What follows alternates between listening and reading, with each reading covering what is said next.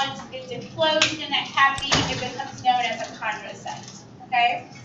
Typically, your cartilage is going to be free of blood vessels. There's no blood vessels in there unless they are turning into, or unless you're developing skeletally.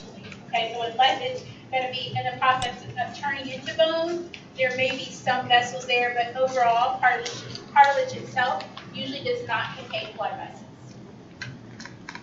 So we only see that typically in children, where that cartilage is turning into bone, then you may find blood vessels there.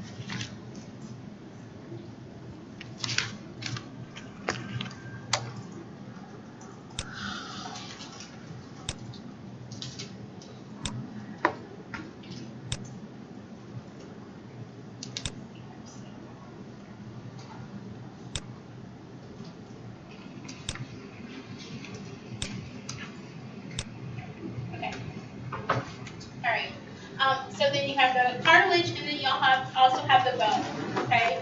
And the bone is known as the osseous tissue. That's another name. And of course, it serves as our framework. It is a ready source of calcium and phosphorus. And basically what that means, we'll talk about 3 conditions, but of the conditions we talk about, rarely will you see that calcium and phosphorus levels go low, because the body usually maintains the blood levels of calcium and phosphorus at a normal amount. And it does that because if the values ever get low, what does it do? It can pull calcium from the bones. If phosphorus levels get low, it can pull phosphorus levels from the bone. So we have this really good homeostasis or balance within the body, where most of the time, the calcium and phosphorus levels will appear normal, okay? Even if there's a disease or a condition that's going on. And so the bones serve as a ready source of calcium and phosphorus. There are 4 types of osseous tissue that I want you to be familiar with. So they're listed in the notes, but basically you have the osteogenic cells. These are your stem cells, okay? And these are going to differentiate into your osteoblasts, okay? You have your osteoblast, and I like to remember B for bone building. So blasts are your bone building cells. These are going to synthesize and deposit everything into the organic matrix of the bone. So their job is to remove the calcium and phosphorus from the blood and place it into that organic matrix. Bone building cells. Your osteocytes are your mature cells, and this makes up majority of the cells overall. These are not going to actively deposit any bone tissue. It's not going to remove any. It's just your mature bone cells. Your osteoclasts, these are your bone removing cells. So these are your cells that secrete the hydrochloric acid, and they dissolve the organic matrix of the bone. So they break down the bone.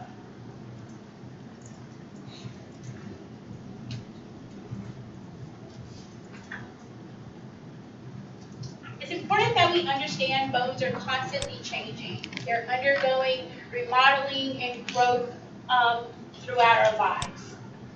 Typically, your bone is going to grow in response to some sort of force. Usually, we recommend things like weight-bearing exercise. And so we know that weight-bearing exercise will increase your bone mineral density. It increases the density of your bones. We also see that of course, during growth, children are constantly undergoing the remodeling process as well. Typically, as we age, we're losing more bone than we're accumulating. And that's why as we age, you see that conditions like osteoporosis will develop. So it's very important while you're young to accrue as much bone mineral density as you can, okay? So you have a couple of different types of bone. Your cortical bone, which forms the external surfaces of the bone, and you can see on the picture where that cortical shell lies.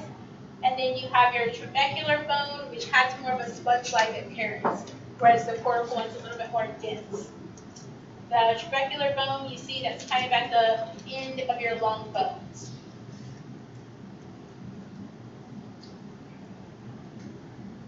So this part is important, okay? So here we're going to talk about that kind of homeostatic balance that I talked to you about. The body's real good about maintaining calcium and phosphorus levels. And there are 3 primary regulators that I want you to be familiar with and the process of each, okay? The way I remember it, there are 3 primary regulators, and each regulator does 3 things, okay? So your first one is your parathyroid hormone. You can see that the parathyroid hormone is secreted by the parathyroid gland, and it's secreted when calcium levels in the blood fall, okay? Parathyroid hormone is secreted when the calcium levels in the blood fall. So its job is going to be to increase calcium levels in the blood. So how is it going to do that? Well, this hormone is going to promote the release of calcium from the bones, and it does that by increasing the osteoclast, decreasing the osteoblast, and promoting calcium reabsorption from the kidneys. So the parathyroid hormone is going to do several things. It's released when calcium levels in the blood fall. So its job is to bring those calcium levels back up. It's going to increase the osteoclast, decrease the osteoblast, and increase calcium reabsorption from the kidneys. Yes.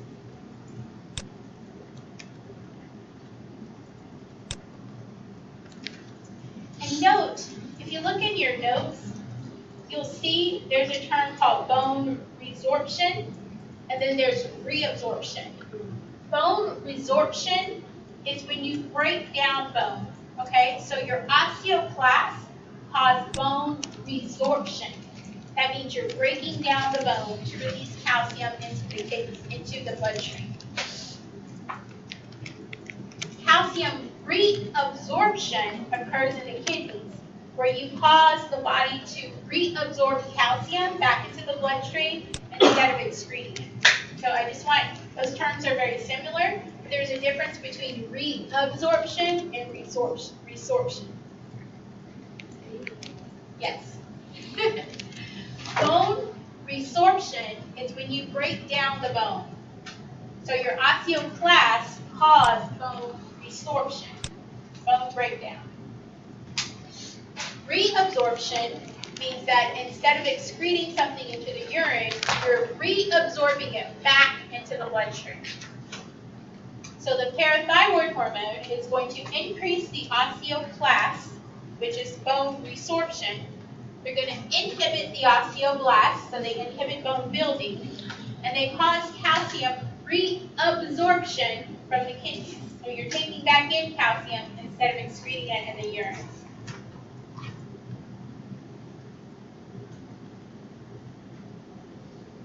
That make sense?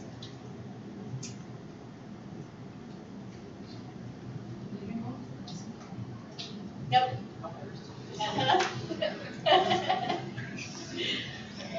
Okay. So calcitonin does the opposite. Okay? Calcitonin is emitted when calcium levels are high. They're secreted by the thyroid gland. And their job is to get calcium levels back to normal. So it does the opposite. It's going to inhibit the osteoclast. It's going to stimulate the osteoblasts, which are the bone building, and it's going to decrease reabsorption of calcium from the kidneys. The exact opposite. Do you follow what I'm saying? Follow? Okay. You may have to write it out. They do the exact opposite, okay? So parathyroid hormone is going to come out when the levels in the blood are low. So its job is to increase calcium in the blood, right? So if you're trying to increase calcium, you're going to break down bone, that's your osteoclast. You're going to stop building bone, so it's going to inhibit the blast, and it's going to cause the kidneys to reabsorb more calcium. If you write that out, calcitonin does the exact opposite. Calcitonin is secreted when levels are high. So it's going to increase the blast, which increase building, decrease the class, stops the release or breakdown of bone, and decrease renal reabsorption. It's going to excrete more calcium than it reabsorbs.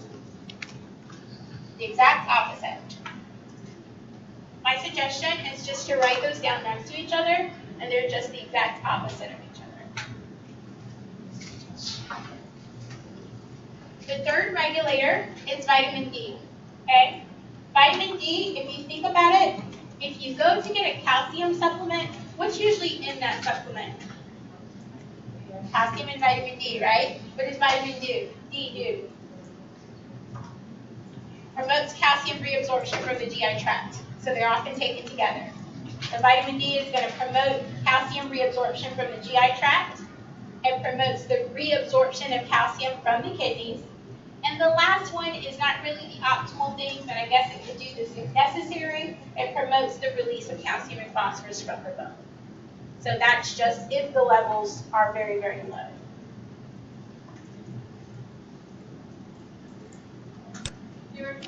Yes. So vitamin D is going to do three things also. It's going to increase calcium reabsorption from the GI tract. That's why when you buy a supplement, it's usually calcium and vitamin D. It's going to increase calcium reabsorption from the kidneys. And if necessary, it will increase calcium and phosphorus by promoting bone resorption or bone breakdown.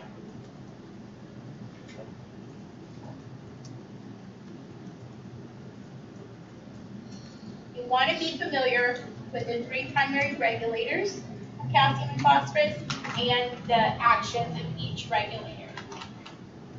What was the last one? For vitamin D, the promotes bone resorption or bone breakdown. So that again is not the primary role of it, but if their levels are very low, then it can do that.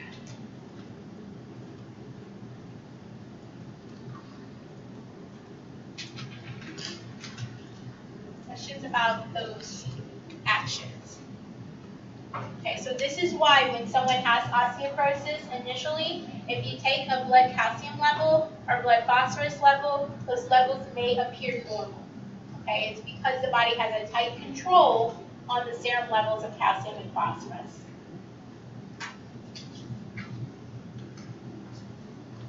We're going to talk about three conditions really quickly. The first one is osteoporosis. This is one of the most common diseases. You typically see this as people age. Primarily, you see it in women, mostly postmenopausal women. Okay?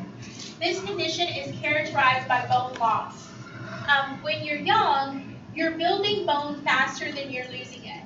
But as we begin to age, and it's really not that old, that you actually begin to lose more bone mass than what you're building.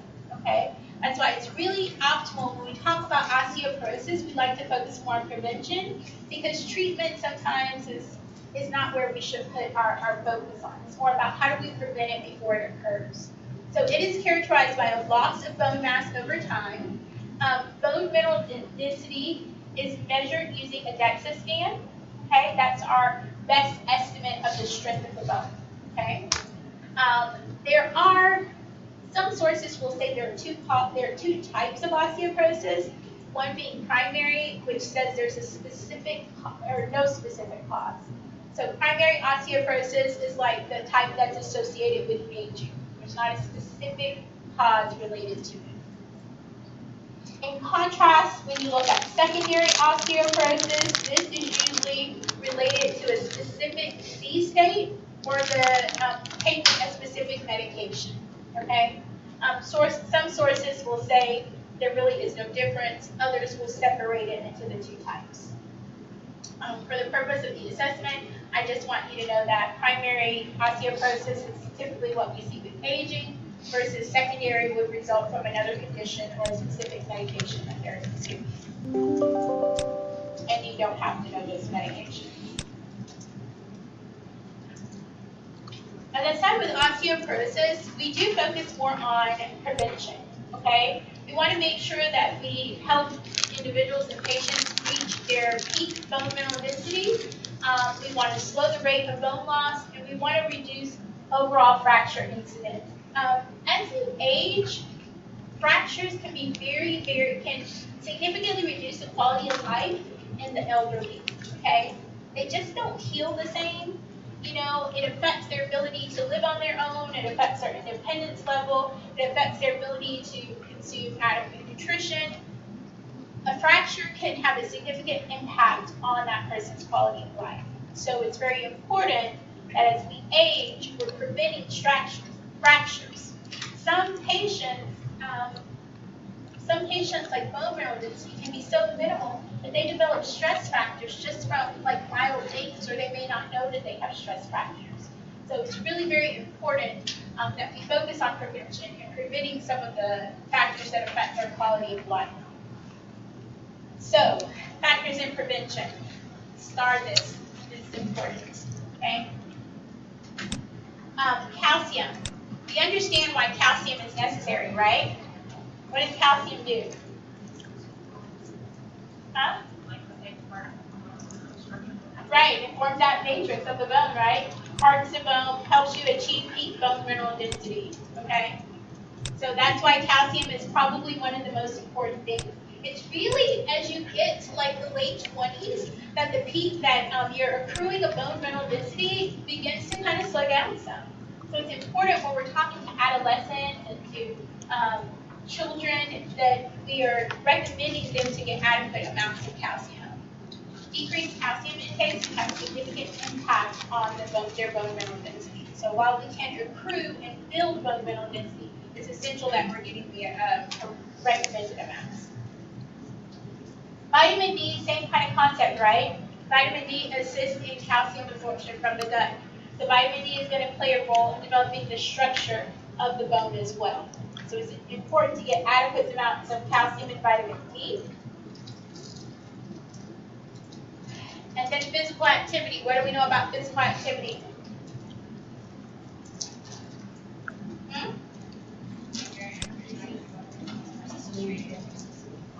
That's exactly right. Weight-bearing exercise, resistance training is when you increase your bone mineral density. Never too late to start, but if you can get someone to do it early while they're still accruing large amounts of bone mass, then the earlier you start, the better. But never too late to start. Cigarette smoking. Cigarette smoking is thought to decrease bone mineral density because the nicotine are toxic to the osteoblasts. Blasts are bone building cells. The nicotine is toxic to those, so it decreases overall bone mineral density. And it's also thought to reduce the intestinal absorption of calcium as well. Alcohol is a little bit controversial.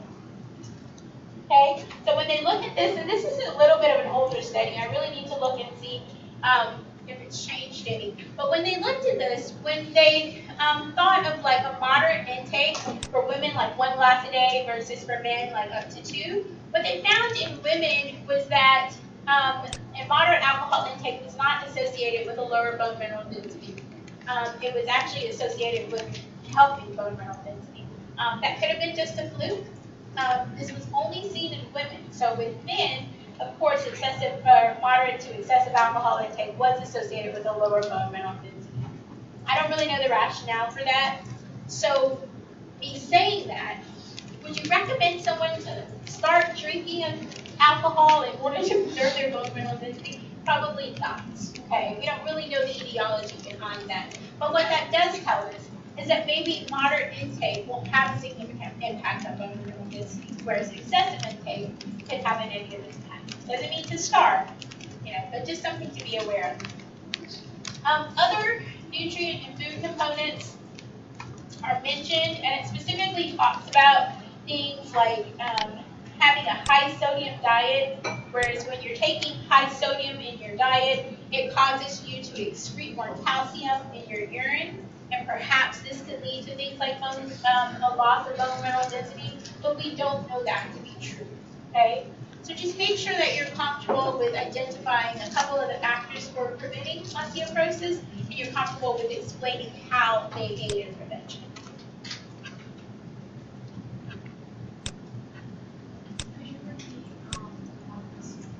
Smoking, yes. So the nicotine in the cigarettes are toxic to the osteoblasts, the bone building cells, and also the cigarettes are thought to reduce calcium absorption in the GI tract. So it's not a prevention. Why is it on there as a prevention? Say it again. Is it supposed to be no cigarette smoking? Right. No, it's not that you could tell them to smoke cigarettes. No cigarette smoking, yes.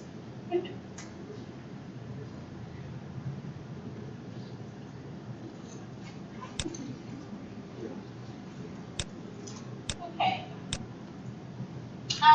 Management is usually medication related. I'm not going to make you remember the medications. Another factor that you would want to consider when thinking about management is whether the osteoporosis is primary or secondary. So if it's related to another condition or a medication that they're taking, then you would want to kind of control or adjust that factor. If it's primary, then what could we do? Can we increase bone mineral density by promoting physical activity? Can we recommend calcium and vitamin D supplements? If someone is lactose intolerant, maybe we can recommend alternatives for that patient. So you kind of want to look at what type of osteoporosis and what the etiology is, and that kind of guides your therapy. I'm going to skip this real quick. I want to hit on these two diseases, okay? And these diseases are related. And what I want you to remember about these diseases is that there's insufficient mineralization of the matrix of the bone, okay? This is in contrast to osteoporosis. Remember with osteoporosis, we said it's characterized by a bone loss, right?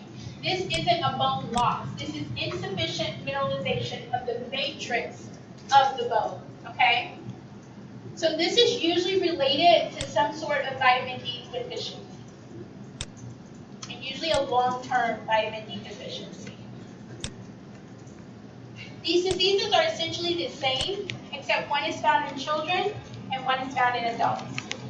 Rickets is found in children, osteomalacia occurs in adults. So again, rickets, the inadequate maturation and mineralization of the cartilaginous growth plate, basically meaning that it's not adequately mineralized inside the bone, okay? It's caused by vitamin D deficiency. We typically see rickets, when we see it in the US, it's usually related to premature infants or potentially infants that are exclusively breastfed long term. So with premature infants, we're unable to get adequate nutrition into them, and we're unable to get adequate vitamin D into them just because they're usually on TPN or something like that. So they don't get adequate levels of vitamin D. So those patients, if that isn't corrected, can potentially develop rickets. In children that are exclusively breastfed, breast milk doesn't have much vitamin D in it, very little to none. So usually, and I don't remember right off the top of my head, it's either at 30 days or 60 days. In 1 or 2 months, they begin to supplement with vitamin D, just because breast milk has little to no vitamin D in it. So if infants are exclusively breastfed long term, extended periods of time, and they're not taking in any additional foods, any additional solid foods or anything, then they can potentially develop a vitamin D deficiency. Okay. So, what I mean by that is, so typically you breastfeed up until a year, 2 years, when, however the mother and infant choose to wean. But at 6 months, what do you usually do? You introduce solid food. So if you introduce things like fortified rice cereal, then you're getting vitamin D. But if you don't introduce adequate amounts or anything else, and you're just exclusively breastfeeding, then there's a potential risk of developing vitamin D deficiency. And so usually for infants that are exclusively breastfed, I can't remember when, but at some point they'll recommend vitamin D supplements.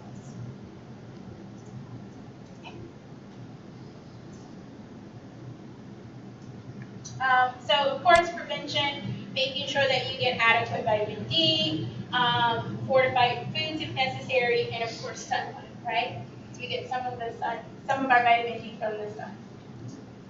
Treatment, a balanced diet, vitamin D, calcium, and phosphorus supplementation. Really pretty simple, right? Are they more at risk for because it's well, right? Yeah. So I work with infants in the NICU. And remember I said it's pretty common in the NICU. Just because you're trying to feed them, but there are a lot of things going on, and you're just not able to get enough nutrition into them. So it wasn't uncommon that those infants would develop small, tiny stress fractures. You wouldn't really know it until they would do like X-rays, and you could see tiny stress fractures just because they were getting inadequate levels of vitamin.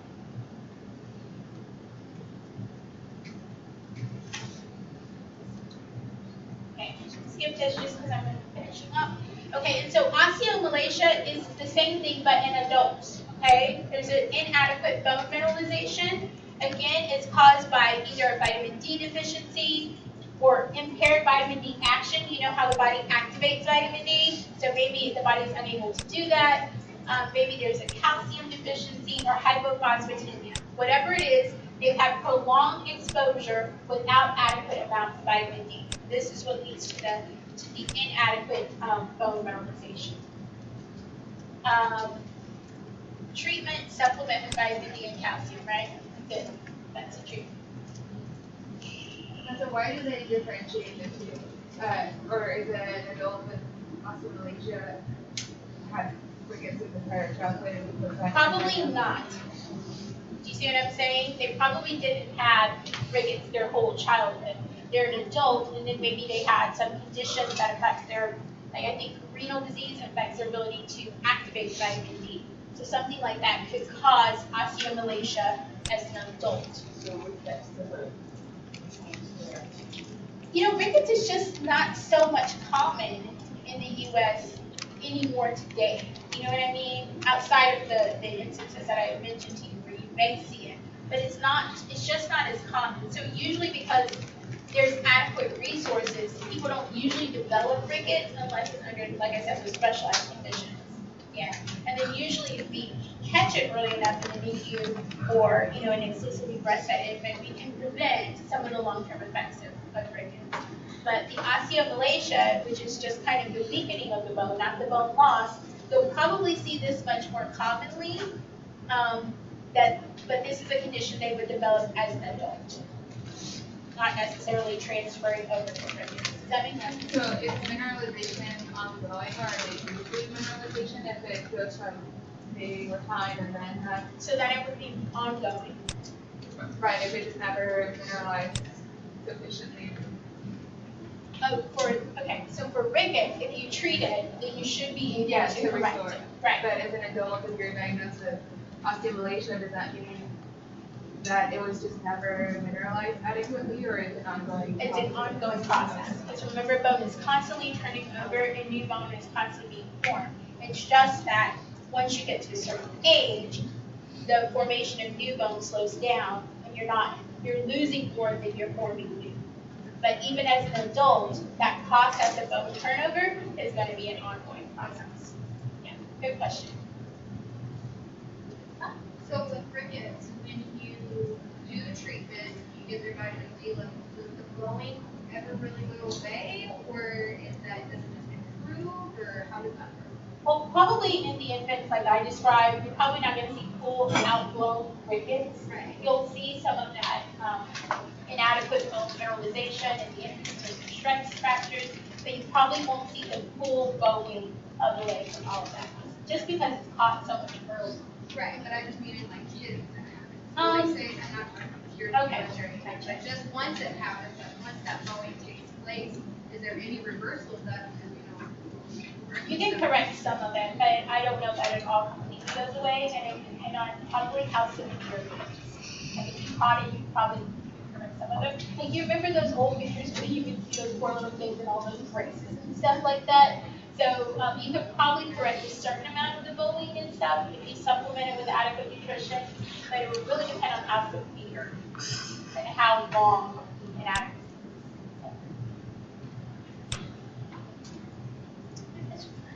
So with the rickets, would the kids like shorter as well as the well? So you can kind of see the bowing, maybe not quite as tall as what they should be. But hopefully, you treat it, you know, you can kind of improve some. Okay. So musculoskeletal, I know we went through it real fast, but that's because there's only a few things I want you to really, really focus on out of there. Just knowing the different types of osseous tissue that we talked about, knowing about the hormonal control of calcium and phosphorus. We have those three regulators, and they each do three different things, so being familiar with that. Being familiar with a couple of the risk factors or prevention factors for osteoporosis, and being able to explain to me how they would help in preventing osteoporosis. Knowing the difference between like osteoporosis and rickets and osteomalacia. Remember we said with osteoporosis you're losing bone mass, whereas with rickets and osteomalacia there's inadequate mineralization of the bone. So understanding that those conditions are a little bit different. Just knowing that rickets, we typically see that in children, versus osteomalacia is more common in adults. And they're both caused by inadequate vitamin D.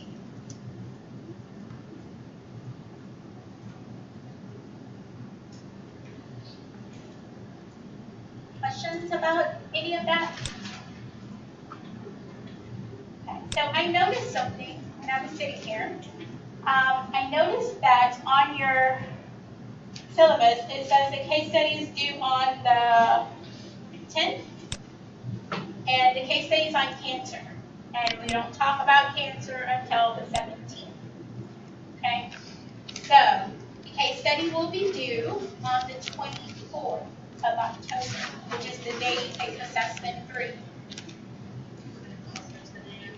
Yes, at 10 a.m. on Blackboard.